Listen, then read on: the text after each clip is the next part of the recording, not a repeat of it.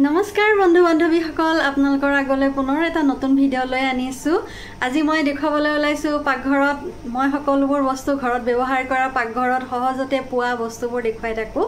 মই নিজে ব্যৱহাৰ কৰি চাও, নিজৰ ওপৰত আপোনালোককো দেখাই থাকো। আপোনালোকে ব্যৱহাৰ কৰি ভাল পালে ব্যৱহাৰ কৰিব সেই বুলি মই দেখাও। মই ৰাতিপুৱা ভাত বনাওতে মই বিলাহী কাটিছিলো, বিলাহী কাটোতে তাৰ পৰা অকণমান বিলাহী উলিয়াই ৰাখিছিলো।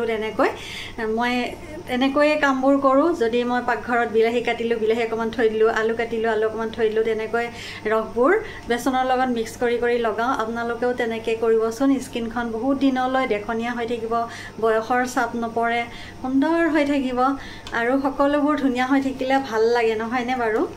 ধুনীয়া হৈ থাকিব লাগে। এইটো মই এয়া বেচন ল'লোঁ আৰু এতিয়া বিলাহী ৰস ল'লোঁ। ৰসখিনি মই পেলাই নিদি পেলাই মুখত ব্যৱহাৰ কৰিম বুলি পেলাই বাতিটোত থৈ দিছিলোঁ।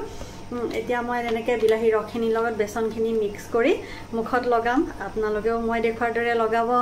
তাৰপিছতে 10-15 মিনিট সময় থাকি ধুই দিম। ধুই দি আপোনালোকক দেখুৱাম। এই বস্তুবোৰে মুখৰ একো অপকাৰ নকৰে, একো ক্ষতি নকৰে। এইবোৰ লগাই পেলাই ভাল ফলহে পোৱা যায়। সেইবাবে আপোনালোকেও লগাব। আৰু মই পাকঘৰত যেতিয়া মই প্ৰসাদৰ লগত কল দেখা পাওঁ, সেই কলবোৰো ধুনীয়াকৈ ধুই পেলাই ফ্ৰিজত ৰাখি থৈ দিওঁ। সেইবোৰো মই মুখত ব্যৱহাৰ কৰোঁ।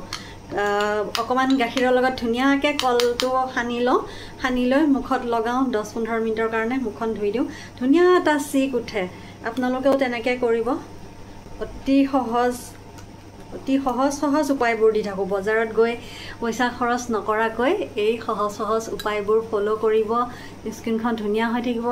আৰু মই এই বেচনৰে ফেচ ৱাছ কৰোঁ। চাবোন বা ফেচ ৱাছ পইচা খৰচ নকৰাকৈ। আৰু মেকআপ থাকিলে মই নাৰিকলৰ পেৰাচুট নাৰিকল তেলটো মেকআপ আঁতৰাই দিওঁ।